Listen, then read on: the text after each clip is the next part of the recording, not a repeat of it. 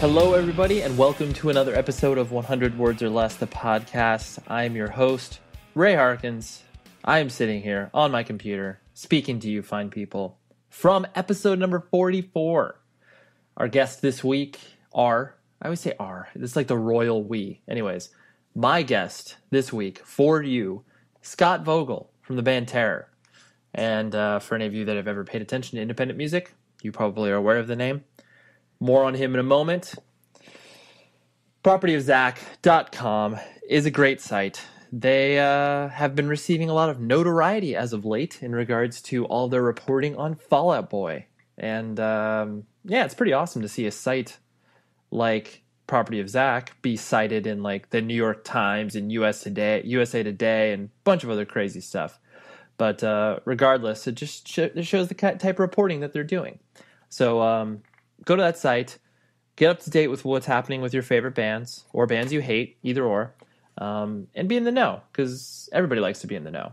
So yeah, visit their site. We are proud to be working with them. Go to the show's website, 100wordspodcast.com. I post cool shit I find on the internet on a almost daily basis, and yeah, it's fun. You can correspond with the show that way. You can find us on Twitter, Facebook, email the show. Been having some fun discussions with people over email that either say my podcast is stupid and you should try to get better quality mics or whatever. But no, in all honesty, I have been appreciating all of the feedback I've been getting from people. And it's awesome. And people are even nice enough to like want to help. And it's awesome. And I appreciate that.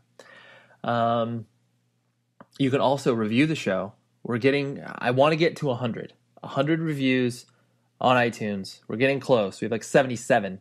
And when I say reviews, I mean star rankings. So 2 seconds, pop in there, tell how many stars you think the show's worth. And if you want to spend like a minute and a half writing something, I do appreciate that. I obsessively check it and I read it. And there's been like 2 or 3 reviews over the past like few weeks. And that's awesome. I appreciate that. And I appreciate any time a person's like, Ray is awesome. Thumbs up. Thank you. You don't need to say that. You can just talk about the show, but I appreciate that. And I appreciate you. There's a lot of appreciation going on here.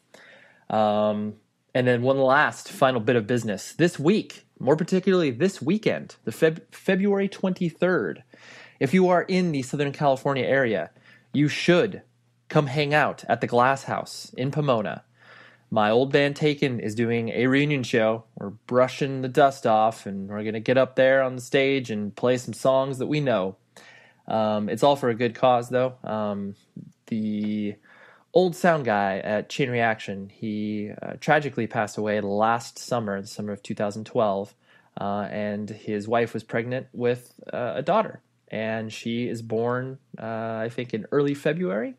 And so the show is to benefit her because obviously she doesn't have a father, only one income as far as the family is concerned, and that is really difficult. So throwing the whole show in celebration of her and in memory of Christian as well. So sorry, I was just thinking about how I wanted to put that.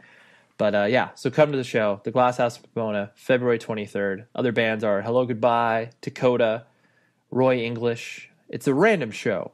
Like, I will 100% admit that. But it's for a good cause, and yeah, you can come hang out. And, I mean, the show's cheap. Like, there's just no reason that you shouldn't be there. So, fucking go. Scott Vogel. He is an amazing dude. Like, he's so ubiquitous within, like, the hardcore punk scene that it's like, I don't even know how to describe the guy. But basically, he is the vocalist for some of your favorite bands. He currently sings in a band called Terror. Used to sing in a band called Slugfest back in the day. Used to sing in a band called Despair. Also played in a band called Buried Alive. He is what I like to call a lifer. And yeah, so I went to his house. We talked for a long time. And this was actually the day that I went over was the day that they were releasing the news that they had signed to Victory Records. So it was really interesting because Scott was like, some weird shit's going to go down today, man. And so he kind of told me, and I was like, wow, that's definitely going to cause a lot of people being like, what the shit is happening? So yeah, Victory Records, for those that don't know, they were a very large mainstay within the hardcore scene, and then the label got gigantic with bands like Hawthorne Heights and Taking Back Sunday. Whatever, you can do the research, you know what's up. But anyways, yeah, Scott was very candid and revealing, and we discussed his life and all his trials and tribulations, and ultimately is what led him to where he's at currently. But above all, it's like his persona of how he is on stage definitely doesn't translate to how he is as a person. He's still completely positive and engaging as a person, but he's just not as whatever. We talk about misconceptions in this interview, so you'll get it. Anyways, I could go on for a long time about him, but I won't. So yeah, check out the discussion. I fucked up and I didn't record like the first maybe 5 minutes of our conversation. So you'll join us maybe at a point where, we're talking about his parents, and he was raised in the upstate New York area and all that type of stuff. So, I think that's the only information that you will miss, but that's it. So, humans, we make errors. And I was like, oh shit, I didn't record the first few minutes. But fortunately, I caught it then as opposed to the end of the interview. I said, thanks, Scott. And I was like, oh, wait, I don't have anything. So here you go. Here's Scott Vogel, and I will talk to you afterwards.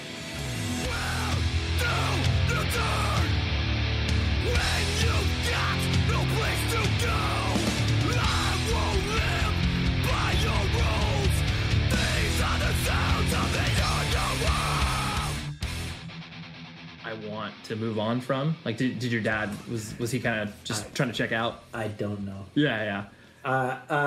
There was at that point, because when we'll get later, I'll tell you what happened. But at that point, there was no question we were staying with my mom. I don't know his take on it, but right. And I just how it was. And I remember, like, because I often do think of, like, all right, how different would my life have been if, like, my father won custody and I was raised by him. Like, I ended up having a good relationship with him, like, later on down the line. Right. But, like, does that thought ever cross your mind where it's like, wow, what if my dad was, like, what if my dad was, like, what my mom was to me now? Well, let me give you this. Please give it. Spin.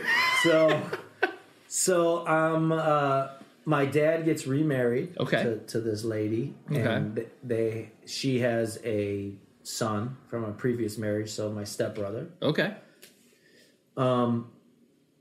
So I'm with my mom up until 6th grade. Okay.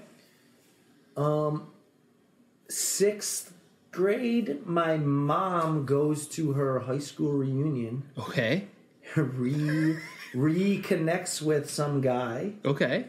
And literally within what seems a month or two, she's like, we're moving to Texas with this guy. Holy shit. Yeah, exactly. So were you and your sisters like just like what the fuck? I don't even know. Right. But, so what happens was my dad comes to us, and I gotta be blunt. Yeah. My dad's a little older now, and I don't want to bash him too much, but no, we would go see him on the weekends, and he wasn't the nicest person in the world. Right. You did. I'm sure you didn't feel the fatherly love, so to speak. Right. He, I have a bit of a temper, and sometimes I'm very negative. Sure. I got that from him. Oh, okay. But he said to us, you can stay with me if you want. My sisters chose to go with my mom to Texas. Okay. I chose to stay with my dad. Oh, okay. Why? I don't know. I think out of spite. I think I said to my mom, you're not taking me to Texas, Got it. And for me, like, as a kid, I don't know what was going on. Well, you don't, especially when it comes to moves, like, it's definitely, I mean, I remember, like, I moved, like, from one city in Orange County to another city in Orange County, and I was like, fucking mom, what are you doing? You're uprooting me. And like that feeling of just like, if I was given an option, take me to Texas, right? And that's a huge disconnect. So I move in with my dad for 7th, 8th grade high school. Okay. My brother is the person who. My brother was into like the Dead Kennedys. Was that was your half brother? You were saying, okay, got it. Not even half stepbrother. Oh, yeah, that's right. Stepbrother. Yeah, so he's into, like, Black Flag and the Dead Kennedys and stuff. So I give him all the the props credit, or maybe for ruining my life. Right. Here's the door he's opened. Here, you walk through it. So he was into this stuff, and was he how much older was he than you? He's a few months younger than me. Oh, okay. 3 months younger than me. So, and at that time, were you? One question, just like, was your relationship with your mom kind of severed when you? Fuck yeah, it's never been the same since. Up until then, she was like the best. Right. Not even the best. She was my mom. Right. But a good mom. Of course. But of course, she didn't let me stay out late enough and stuff like that. Well, and I wasn't the best kid, so sure. And my whole life was sports, and I listened to like Motley Crue and rap, like hair metal. Shit. Right. Well, because that's what was happening at the time. Yeah, and some hip hop stuff like or rap at the time, like old rap, like Run DMC and Houdini and stuff like that. Sure. So my mom dropped me off at my dad's. Maybe I was bluffing, you know. She knew more than me that my dad wasn't probably the best place for me to go. Right. She dropped me off. She went to Houston.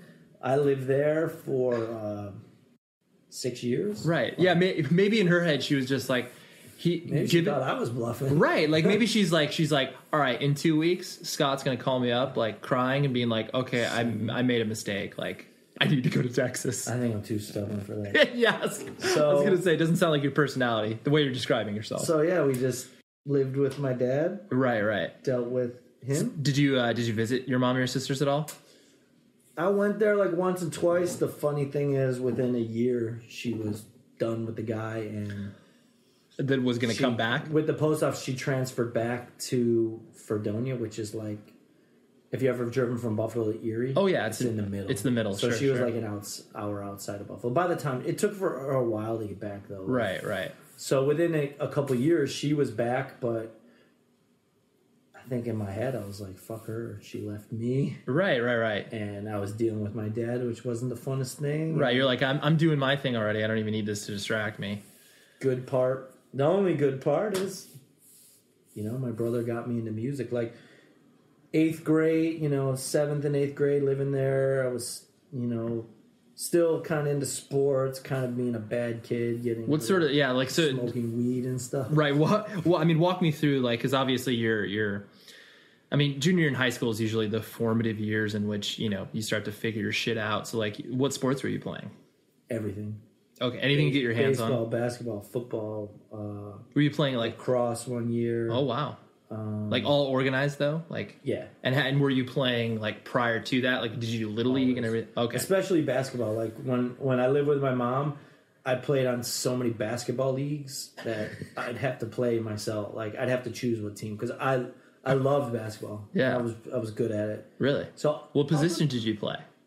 Guard usually. Yeah. I was gonna say you're not, but. And guard was like you could score a lot. So. Right. You're like I get to hold the ball. Ego got met. Right. So, yeah, I was just into sports. When I lived with my mom, I was just into sports and like being a kid, like doing dumb stuff, stealing beer. I can remember being like a little kid and stealing. I was never meant to be straight edge. Yeah. Stealing like liquor, like wine from my mom, hiding in the woods and drinking it and stuff. And was that more of a like you were doing that to act out, be rebellious, or was it like the group of friends that you were with? They were all kind of like doing this type of tomfoolery. Both. Okay. Both. Got it. So. Yeah, sports and fucking hair rock. Right. And I think it's interesting that you like you said, sneak out the woods and drink. Like I definitely think even though Buffalo, like it's a large city, it's still smaller where I think that like that experience is definitely more of a smaller town experience where it's just like, you're bored. Yeah, I mean, I lived in the suburbs. Not until I was on my own. I never lived in the city. Right. Always on the outskirts. Yeah. You don't hear me talk about the streets too much in my lyrics. The streets, yeah, that's true. But do you think a lot of it also has to do with boredom, where you're just like there was nothing to do after sports, or yeah, you're just a kid, right? Just a fucking sticking around, dumb white kid trying to figure out who you are, Right. And so you're junior high, like that's when the music world started to open up for you. And like, I presume your stepbrother, like, was he the one to take you to, like, your first show and stuff like that? Well, I had gone to fucking concerts, like, that shit, and I loved it. I loved music, even before, like, music, I loved it. Uh-huh. Even before, like, underground music, so. Right. Was it, like, what did your parents expose you to musically that you were, like... My parents were into good music. Yeah? Like, I don't know, like, Billy Joel. My mom and dad both liked. Got it. So kind of stuff that... My dad was also into the Grateful Dead, which I can still to this day can't stand. Sure, but sure. he, they were both definitely into music and had vinyl collections and stuff like that. Right. I remember my mom's boyfriend at one point gave me 2 Black Sabbath records, which was fucking awesome. Right. The first vinyl I had were 2 Black Sabbath records, Kiss Alive 2, that I bought at a garage sale just because probably visually it was insane. Of course, right. And then I had like AC/DC Back in Black and Def Leppard Pyromania. Pyromania, yeah, sure. So that stuff. But my parents were into like some hippie shit, some like folk shit. Right. And, well, because that's obviously that was their generation sort of like protest music in a way. Right. So then, yeah, my brother was like into punk stuff. Right. And for me, I went to some punk shows with him. I saw the Dead Milkmen. That's in amazing. Probably like 1986 or 1987. I saw like the Butthole Surfers. That's funny because that was like obviously the era where like punk was so strange. Like they didn't know like where they were taking it. Yeah, and I did. I was just, it was brand new to me, and, it was definitely younger for the crowd there. And it was definitely like getting my feet wet in underground music. And, I like the vibe of it, but the whole punk sound and look to me never appealed to me. Like, right. You were whole like anarchy Liberty shit, Spikes, sure. Like that shit was a turnoff to me. But I did go with him and went more with him, and I think because I was attracted to the energy. Right. And then we saw Night Flight, Another State of Mind, the Social Distortion movie. Of course. I loved Another State of Mind, the Social Distortion record, for some reason. Yeah. And I saw that movie. It's incredible. And they did the Minor Threat bit, which, they interview Minor Threat, they show them practicing, and, they talk about the straight edge thing, which, again, like I've never been straight edge. Right, you're like... I don't think I ever will be. Right. But I'm all for it. I think it's a great thing, but it's not me. Right. But it showed them, and they were like, shaved heads. Yeah. And that was, I think, the first hardcore band I saw. And I think I went and bought their vinyl. And then I remember a kid we kind of hung out with, but when he went to a Catholic school. Okay. So I didn't go to school with him. He gave me or my brother like a cassette with Don't Forget the Struggle and Victim in Pain on it. Oh, wow. And that was it. For me... Aesthetically, you were looking for something where it's like you saw yourself in it, like in a way? I couldn't... Right. My brother was kind of dressing kind of freaky with combat boots and mohawks. I couldn't... That shit. I never even considered it. Right. I never even took my hair and went like this to see how it would look.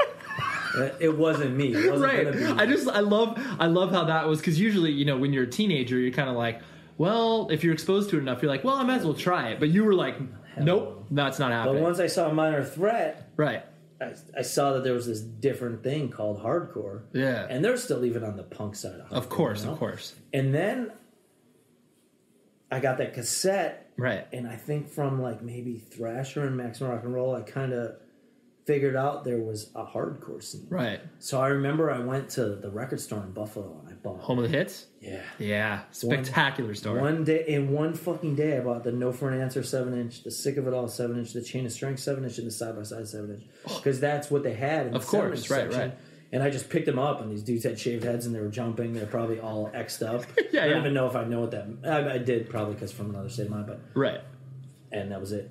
That was your introductory starter pack. That was like... That was it. Yeah, from that point on. From that point on, I would, go through Maximum Rock and Roll. Yep. If I had $9, I'd order 3 7-inches of anyone with short hair and a fucking sweatshirt. And a Champion hoodie. Right. Or some dude that looked like a mean skinhead dude. Right. Anything like that. I'd mail order it. And so A did lot you? of it was good. Sometimes you'd get a dud, Yeah, but that was the risk you took when you were mail I ordering would blind. just come home from school and be like, nothing. Yeah. And then mail order would take like 6 months. Right. You're like, I hope I get this. And it's like, obviously, Period. right. The idea of customer service did not exist. Unless you're going to send a letter and then get it back eventually 3 months later, like, oh yeah, here's your order. We forgot it. Yeah. In conjunction with that, like your high school experience, I presume, like, is it one of those things where once music became such an important part, sports kind of got dropped? 100%. Yeah. High school year, and I played football, basketball. I think just football and basketball, and lacrosse. I went out for the lacrosse team and made it, but I quit. Okay. Maybe that's when. So Yeah. So like 8th grade that summer, I started getting into hardcore and going to shows. Right. When school started freshman year, I think I just said fuck everything else and quit. So sophomore year, nothing. Just dove right Just in. music. And Right. That was your identity. Smoking weed. Right. Being a hardcore kid. Diced. Did you Working stupid jobs. right, just to be able to get that $9 to mail her the 7 inches. Like, did you care about school at all? Was it one of those things where you were like, no. Just When I was in high school, yep. I smoked weed in the morning. I smoked weed in school. Right. In School, like in the bathrooms? Yeah. I lived, anywhere you could. I right. lived on the street next to the school, so if I could sneak home, it was just like weed. Right. It's not. I mean, I smoke weed now a couple times a year. Right. Drunk and someone has weed. Yeah, sure, dude. That's cool. But yeah, at the time, I was just like smoking weed and going to shows. And it's funny because obviously, like, everything within the hardcore scene at that time, like, was so predominantly straight edge. Like, that was the reality. For sure. And, like, that's funny. You were it's funny that you were able to identify with all that, but you're just like, well, yeah, that isn't me because I'm already coming to the table not being that, and I'm not interested in that. I don't know why. I mean, yeah. Were a lot of my friends are straight edge. Yeah, and yeah. then like the kid that there was one other hardcore kid in my school. He was totally straight edge. Right. Got Christianed out. Of course, right. And we did zines together and stuff. And right. Yeah, I don't know. It just wasn't of interest to you. I wish. Right. Did you and the friends that you were being a quote unquote delinquent with, were they privy to anything that you were into as far as like punk and hardcore? Like, did they have any concept of what it is you were into? It's weird in high school. Like, I got along with every group of people. Yeah. The Grateful Dead people that wore ponchos and tie-dyes. The Deadheads. Because I bought weed off them. Right. The few weirdos, because I was like, I didn't look like a weirdo, but I was a weirdo too. Right. And then like the nice preppy kids. Uh-huh. I think probably, I don't know. Just maybe because you played some sports. Played some sports and went to parties once in a while and stuff. So, got along with pretty much everyone. Yeah. Well, you're pretty... But they would be like, what is that Judge shirt? What does that mean? And I'd be like, it's music. Oh, just like typical. Like, kill your mom music. I'd be like, yep, that's exactly what it is. Kill your mom music? That's incredible. I've never heard that description. Like, I've usually described it as like, anytime anybody that has no idea what independent music is, I'm just like, oh yeah, the stuff that parents hate. But like, kill your mom music, that's like perfect. I remember in high school when Metallica put out the song One. Oh yeah. In the video, and like all my like normal jock friends somehow totally got into that. Yeah. And then from that, at least then they could like relate to the type of music. So then from there, they would like occasionally check in on you. From me. Yeah. And then they came to a few shows and they were like, this stuff's crazy. That's interesting. Yeah. They never really took to it. Well, right. They never were like, this is what I'm doing. Metallica 1 definitely got people in my high school open. Yeah, that was like the tipping point a little. Yeah. It wasn't kill your mom anymore. Right. Bang your head again. That's so funny. And so when you're once you started to kind of sophomore year, you started to dive into this head first. Like, how was, like you mentioned before, your relationship with your father was already pretty strained as you moved in. Like, as you were getting into this, like, did he have any concept of what you were getting into? And like, was he terrified when you started to like bring all these records home? And they definitely had a concept because me and my brother both played every instrument, so they would have to hear it. And Oh, so you at that point you were playing like guitar and stuff like that? I played drums. My brother played guitar. Oh, I never knew that you had a drumming background. I got a little bit of drumming. Interesting. There's a record by a band called Fade Away. Of course. Oh, yeah. Top of the World. That's right. I played drums on that. I totally, I don't know why that left my memory, but yeah, okay, it's got not it. that memorable. The band's pretty good, though. The band's pretty good. Got it. So was it because your brother was like, all right, Scott, you're going to play drums, and I'm going to go ahead and take guitar? Something like that. Right. I don't know exactly. We gotta fill a band up. But it happened. And then, yeah, I mean, they knew. Yeah. They didn't. I don't think they cared. They didn't care that much. They weren't like giving us money to go to shows and making sure we had a ride, anything like that. Right. But, yeah, they weren't like, I'll drop you off at the local VFW or whatever. So, yeah, they kind of tolerated it. They kind of tolerated it. Okay. So I saw this band called Solid State. Okay. Who went on to be Snapcase. Yeah. And they had the original singer of Snapcase, this kid, Chris Gallis. Sure. Was a fucking awesome frontman. Mm-hmm. He just would while out on stage. Sure. And he looked good doing it. Right. And I remember seeing them and being like, I could do that. Okay. Like, I could do that. So up until that point, all the shows that you had gone to, like, did you have that desire? Like, I would like to play. And up to that point, I was playing drums. Right. Not so well. Got right. So I'd see this front man, and I was like, I could do that. Right. So we were going to this club, the River Rock Cafe, so much. Me and my brother would be at every show. Sure. And so much that we became friends with the sound man, sure, who ran the place, who was the owner's son. Of course. And this was the only club in Buffalo at the time. Right. I mean, if let's say the Chromax came, they would play a huge place at the rock, like the local rock venue. Sure. Huge place. Right. But any hardcore show, like, I saw every band. Like, yeah. Gorilla, every band you could think of. Sure, from that era. Buffalo was really lucky because we're close to New York City, so. Right. They wanted to play another place. I got to see a lot of places, a lot of bands. Right. So somehow we talked to the owner and we started a band with him. Well, the owner's son. The owner's son. He was basically the man in charge of the venue. Of course. So he played drums. Okay. My brother played guitar. I sang. Right. And we got some other dudes and we started Slugfest, which is my first hardcore band. Sure. And, it was cool. We could practice at the venue. Sure.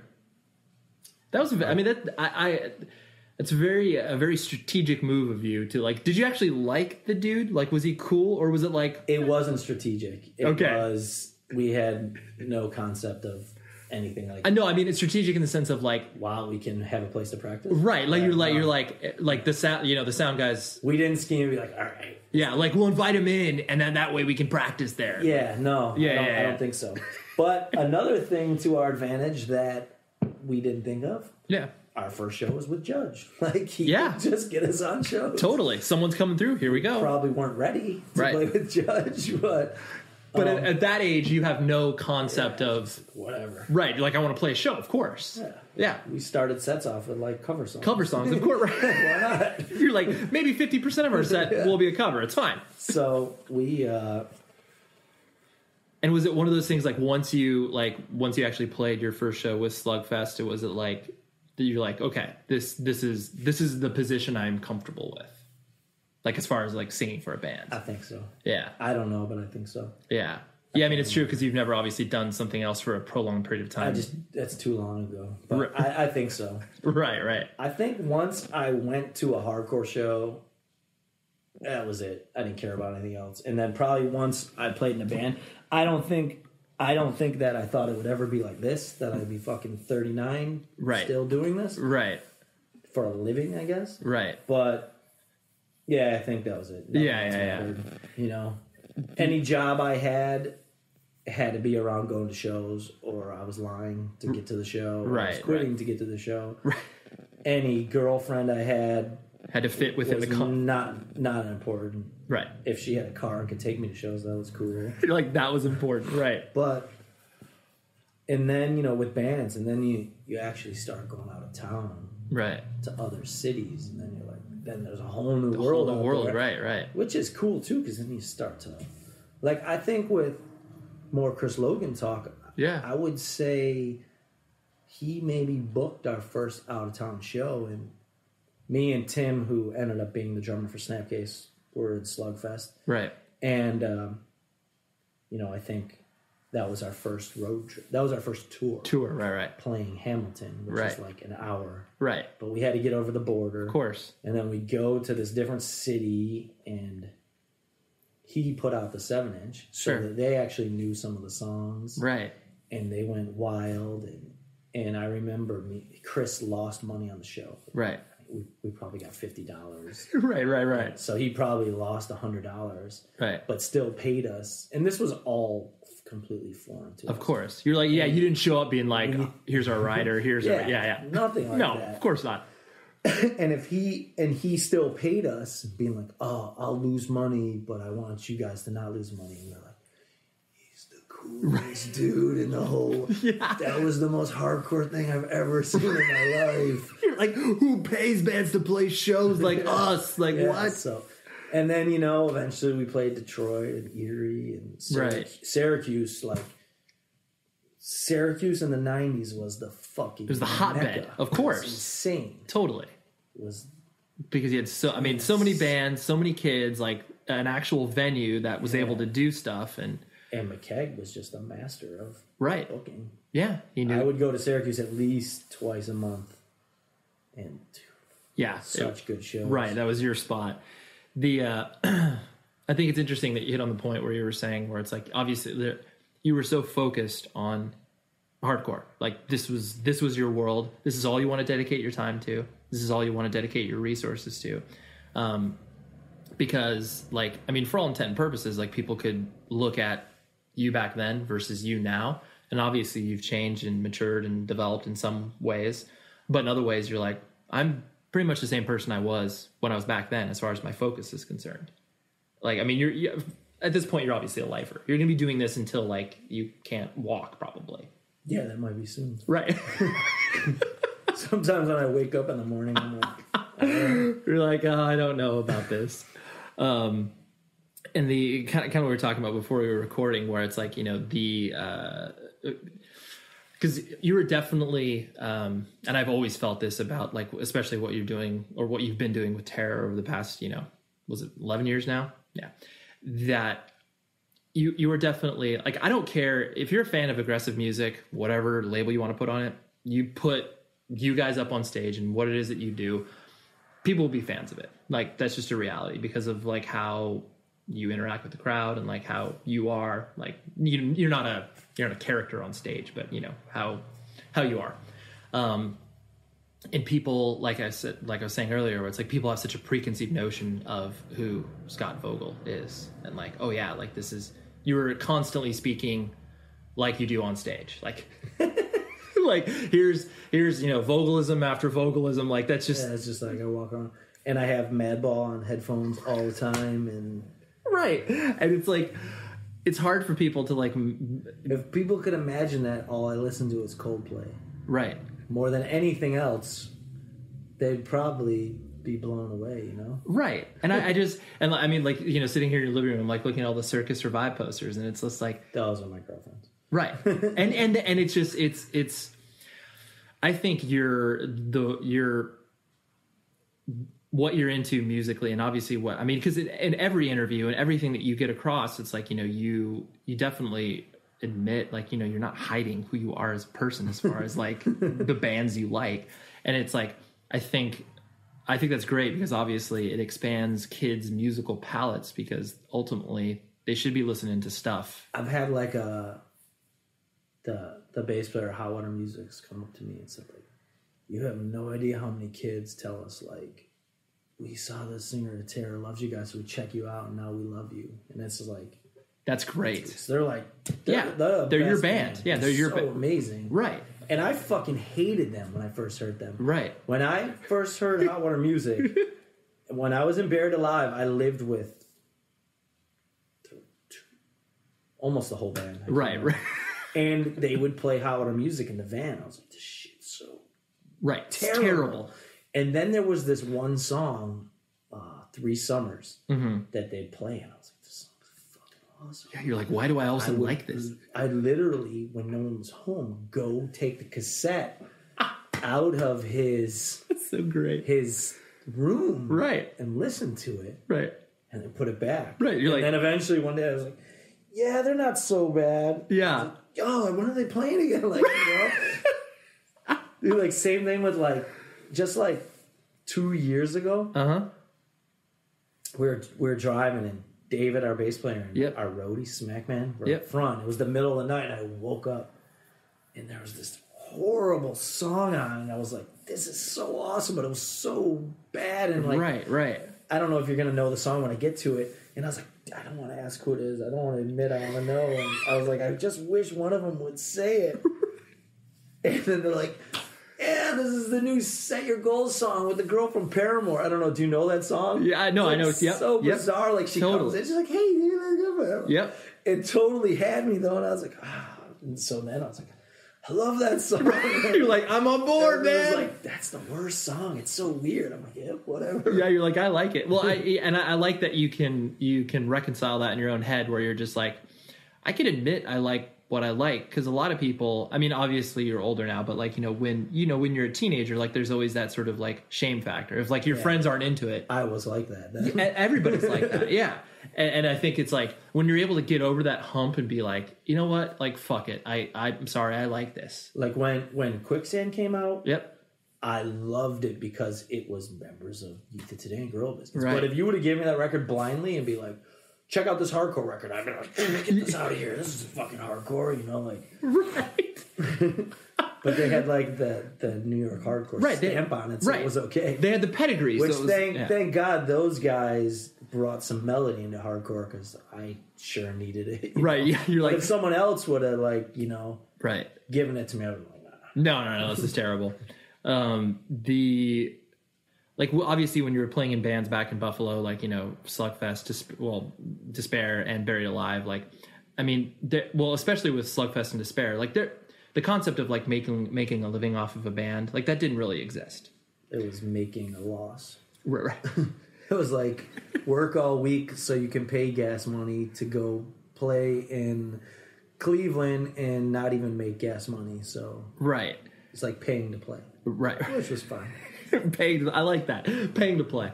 And because to me, Buried Alive seemed like the first band that you were able to take, quote unquote, professionally, in the sense of like you could kind of get out there. You had a label to support you. That was like, so like but all this time, like you were saying, like, there was never any plan B. Like you weren't like, I'm going to have this career, like, or was there something always in the back of your head where like, oh, if this. I never had a plan A, even though there was no plan B, but there was no A plan either. It okay, was just right. Play in bands, go to shows, and work telemarketing or whatever to be able to live. Right. I don't think I ever thought about career. Never. Right. I mean, I went to like a community college for like a semester, and fuck that. And right.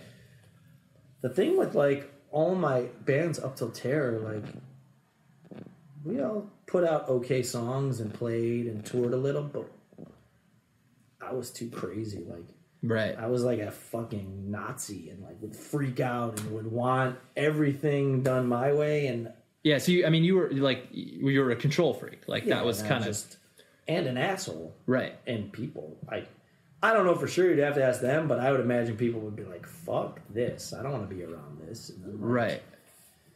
With Buried Alive, it was like I was like that, and the people in the band started to like get into weird music and told me to stop talking about hardcore on stage, and I was like, I'm done, Yeah. So every band I did was okay, and got I knew some people, and the way it should work. People give you shows, you let people stay at your house, blah, blah, of course. blah. But we always broke up. So, right. So there was never any. It always rose a little, but there was right. never any potential, or there was never any. Like, you never really saw what the full potential was. Right. And so, like we were mentioning, that those years where, obviously like Buried Alive had ended and Terror had yet to begin, like you were living in Arizona. Like, up to that point, were you always living in Buffalo, and then you moved to Arizona? That was the first kind of. I lived with Buffalo. Okay. Hold on one second. It's I'm just fine. trying to see if this... No, that's fine. Take it easy. Just want to make sure I'm not... Missing anything. These big emergencies. Mm-hmm. I was living in Buffalo, and I started dating this girl in Chicago. Got it. Who I actually met at Victory. Oh, okay. She was the receptionist there. And random. Exactly. Yeah. Well, I remember I went to Victory and saw her, and I was like, oh, she looks... I don't know. Yeah, you're like, she's attractive. So, whatever. We were dating, and... we wanted to be together, but she didn't want to move to Buffalo. I didn't want to move to Chicago. We just made this plan to move to California when Buried Alive broke up. Oh, okay. And that's what happened. Okay. Buried Alive broke up. And the plan was always to move to California. Okay. My friend Mark in Arizona, this is kind of a crazy story. Okay. I hope he doesn't hear this because it might bum him out. Yeah, well... But he had if it's your reality, that's okay. Well, he's my good friend. Right. This is definitely the reality. Right. He had just moved to Arizona and bought a brand new house, like built a house. Oh, okay. With his girlfriend who was going to college there. Got they it. moved down there. She was like, I'm moving back because of... She was talking to another guy. Oh, okay, yeah. So he's down there now in this brand new house by himself. Yeah. The last Buried Alive tour... we did with Death Threat, and I knew I was quitting the band because I was going to quit the band before this, but we had already committed to the tour, and they canceled a European tour to do this tour with us, and they were my friends. I didn't want to fuck them over, so on this tour, I told him, I was like, "Yeah, I'm quitting the band, and we're probably going to move to California." Mm-hmm. And he's like, "Why don't you come and live here with me?" And he's like, "Where are you moving?" And I was like, "We don't know." He's like, "Come here and live with me, and then check out California, and then when you want to go to California, go to California." Yeah. So it's like a little jumping off point. Right. And he had this fucking beautiful house, and we're like, he's here all alone? Right. All right. You're Arizona's almost California. Whatever. Yeah, it's like 6 hours away. No big deal. So we moved there, both got jobs. It was fucking great. I got this telemarketing job. I can't even, like, obviously knowing who you are, like, it would be... You were probably pretty good at that. Oh, it's fucking amazing. At it. Right. Like, because you're like, I imagine it was like kind of the same mentality that you were like in high school, where you're just like, all I'm trying to do is trying to get along with this person and try to get them to obviously. Oh, it was so amazing. Really? It was like 80. What were you selling? It was Sears Home Improvements. Oh, so I'd call people up that owned a home and say, like, we have appointments for estimates on siding, new windows, right, kitchen cabinets. We're going to have someone out in your area. It's a free estimate, no obligation. Yeah. When's better for you, Tuesday or Wednesday? Some people would go fuck yourself. Some people would say Wednesday. Right. And then you just make the appointment. Right. And obviously the person comes out there and tries to sell them on it. Of course. But that's not your job. It was a legitimate thing. It was Sears too. Of course. Old people were like, oh, Sears. So it was 80 people in the room or something. Yeah. Just grinding on making so much money. Really? Because you got bonuses on appointments. Of course. And they do things like make 8 appointments and go home. I was going home at noon getting paid 8 hours. That's incredible. And then to get to the start of Terror, but at the tail end of this loops into it. Yeah. I was so happy. No band. I know, you were just you were existing. No one was fucking judging me. No one was saying I was an asshole. Right. No one thought I was the coolest guy in the world and wanted to fucking talk to me. Right. I was just going to shows in Arizona. Exactly. The scene there was pretty small. Yeah. There wasn't shows all the time, but it was cool. Right. And then the first thing, I got a call from 100 Demons. They were like, we want you to sing for us. And I was like... You're like, I don't weigh enough. Yeah, I was like... Well, first of all, I was like, I just moved to Arizona. No way. And second of all, I was like, you guys. Yeah. People think I'm crazy. You're like really crazy. Right. You're legitimately certified. I'm not mean enough. I'm like, maybe my voice is mean enough, but I'm not mean enough. Yeah, totally. But I do think about how that would have worked out. That would have been super. It could have been really interesting. I mean, musically, it's like obviously like not too dissimilar to what Terror has. Cool. Yeah, it could. Yeah, whatever. So I was just like, I just moved here. I can't. Right. If there were 100 Demons from LA, it might have happened. But yeah. Then I got this. Then I came to LA. Sure. So me and my girl at the time were just visiting San Diego, LA. And one of the times we came to LA, I went to Mandel's house. Okay, yeah. And Larry from Buffalo, who was my good friend, gave me this tape. which was No Warning and Carry On. Oh, yeah. And I was like, oh my God, I got to start a band. I was like, this shit is so good. It made me so psyched. It just put you back in the mentality. I was just like, then I went from I love not being in a band to like being like, fuck 18 Visions. What's this shit? Yeah. This isn't hardcore. I'm turning this whole scene around. I was just like, yeah. I was just like, I got to start a band. Yeah. But I was in Arizona and there wasn't really anyone there to start a band with. Right. So I get this phone call from John LaCroix, who's from 10 Yard Fight from Boston. Right. And he's like, hey, Scott, I think it was a voicemail message. Like, I'm starting this. I heard you moved to Arizona. I'm starting this band in L.A.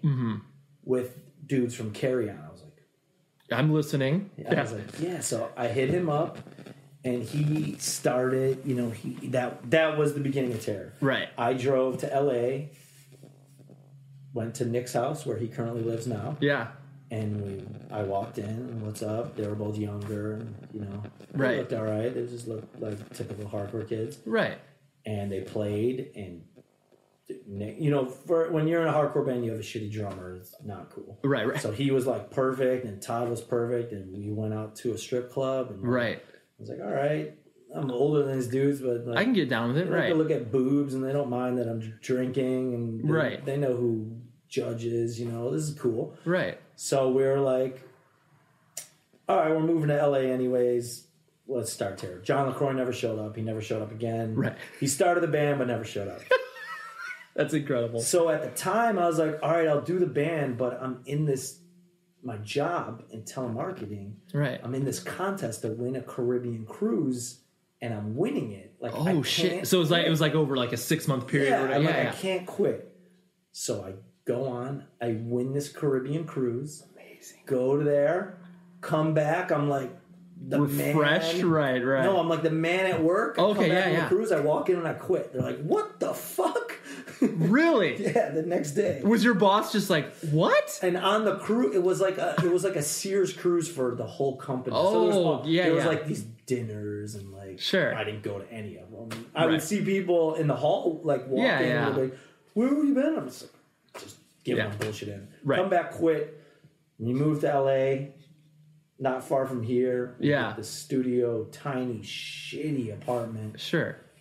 And Terror starts. And that's, it's funny that, like, to hear you describe the reaction of, like, what you felt when you listened to, you know, No Warning and Carry On, and, like, the reaction that, because obviously by that time, like, early 2000s, like, or, I mean, no, not even that, like, late 90s, that was what was happening within hardcore, like all those type of bands were, especially in Southern California. Like, you know, I mean, like, especially totally. And so, like, I will never forget when you guys, because I'm fairly certain that we played this same, because we both played Hellfest in 2001, I want to say. I can't remember. But you guys, I think you played on, it was because you played the same stage as we did, and I was like, this is going to be, because by this time I'd seen you guys once or twice. Like, I think I was at like the second headline record show you guys did, and it was cool. I mean, when you guys came out and started to play, it was one of those things where it definitely, you know, there's a different energy with that. Was like your agenda was being explained very clear, very cohesively. People like,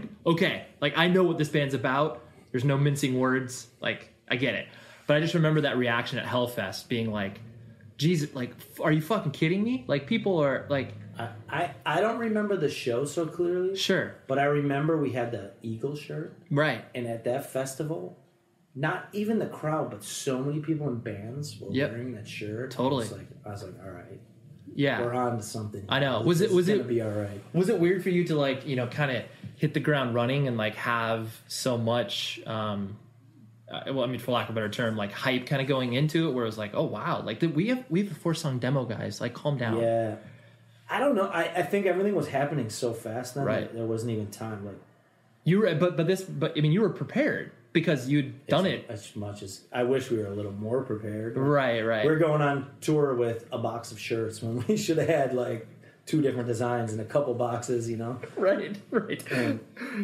But at the time, it was just like everything happened fast. Right. And you had no time to react besides what was like right in front of you. We started playing, and then we just kept getting shows and kept getting tours. And I don't think we ever, when we started the band, I think we did. I think we said, let's do this as much as possible. Right. So, and I mean, with what I said before, like all my bands had like started and then just died. Right. I think I wanted to I feel like I had something to prove. Like, well, yeah, it was for all intent and purposes, it was like your first real, true like go of it. And I never felt like I had now when I like think like, if you go to a record store that stocks records, which is hard to find now, right? Terror has like a section of like 6 records. That's like fucking insane to me. Yeah. But at the time, I just wanted to be like, I want to be able to go. Buried Alive and Despair had gone to Europe. Yep. But I wanted to go to Japan. I wanted to do all these things. And I saw all these people in bands that I thought sucked. Right. Doing all these things and drawing 500 people. Right. Which, Terror has always been, like you said, a straight up hardcore band, so there's only somewhat of an appeal to that. Of course. But I think I said, if we're going to do this, let's do it. I'm not getting any younger. Right. If I'm going to keep doing bands, let's go for it. And I think that the Nick and Todd were young and hungry. And right. It was just kind of like a perfect combination of everybody's interests like aligning. Because it is difficult when you're younger to have, especially, like whatever, late teens, early 20s, because girls can ruin everything. Totally. between relationships, between like parents, career college. Demands, exactly. Like it's so fucking hard to keep shit together.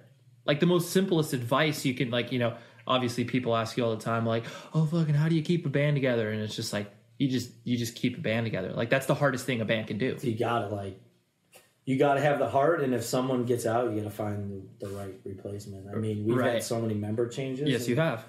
It's like once someone hints at they're not into it anymore, you can't try to talk them into staying. No, that's like your girlfriend wants to break up with you. If you say, "Please, I'll change," right? I'll get a rose for you. You're not gonna change. Like, no, not at all.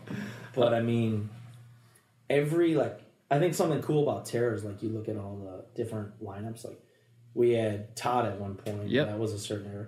And then we had Frank from Integrity and Ringworm, who's now in Hatebreed. That was a different era.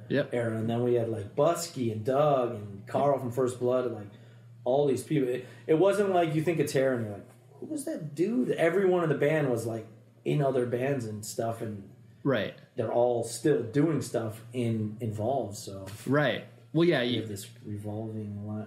I think if you took like a chart of every member of Terror, what bands they were in, and all of our road crew, it'd be like, whoa. It'd probably be pretty. Yeah, you'd probably be able to make the like three degree. How they do like the 6 degrees of Kevin Bacon or whatever. Yeah. There's a lot of people that could easily do that with you. Where it's just like, how many bands will it take for me to get to Scott Vogel? Like maybe 2, maybe 3. And sort of to wrap things up. The 2 things where it's like, do you find yourself having a difficult time, like when, just because Terror is so active, like when you are home to be able to like decompress and relax, or are you always kind of like forced to think about like, oh shit, like I got to think about what our next tour is. And like, it's tough for you to kind of like step out of it for a second? When we're off tour, I kind of have a nice balance. Like I wake up early usually nowadays. Yep. And I have my list of things to do like this. That's good. I like that. And a lot of them have to do with Terror. Right. And I do that like a normal job, and that keeps our merch stores stocked with new designs and us on tour and stuff. And then when the evening hits, I love to just watch TV for like 4 hours or go to the movies or do normal things. So But yeah, I'm always on Terror. My mind's always on Terror. I'm not. There's people in the band that don't do too much, which, you don't need 5 liters. Yeah, too many cooks in the kitchen, right? I keep everything going and yeah. I still have that control freakness in me. Yeah. It's not the same anymore. I don't try to present it as a asshole now. It's just... Honestly, because that's like... I'm glad you mentioned that, because like when I was working with you at Century Media, that was... I mean, obviously, I was already going into it having respected you as a person and like, considered you a friend. And like, see that was crazy. No, but like in all of the, in any issues that we had professionally or whatever, like you were well-tempered about it. I mean, I will be completely honest in admitting like, I was scared to deal with you, like, business-wise. And, like, not, like, just because it's, like, you know, I mean, it's tough. Like, especially when you're in the hardcore scene and you're kind of like, well, there are a lot of friends that work together and sometimes those, you know, relationships devolve. You know that shit. But once I started to work with you and everything that we were working on together, I was like, well, for one, you were on top of it. Two, you weren't afraid to call the label on its shit. And three, you were also willing to listen, like, actually listen to me if I was explaining something. And I was like, for me, it marked any sort of negative impression I had from, you know, oh, fucking, like you're saying, Scott Vogel's a fucking asshole, like, difficult to deal with or whatever.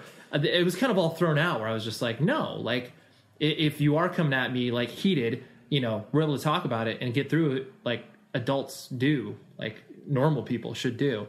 And so I think that just, like you were saying, that kind of, you know, with age comes a temperance of, like, being able to compress and be able to, like, all right, I can. Nothing's. I remember, like, I can remember, like, being in a van driving to DC and you get a flat tire, and I'd be like, if we miss the show, the band's over. My whole world's gonna end. Right. Now, if we get a flat tire, I'm like, wow, we might miss the show. Can we just go to a hotel right now?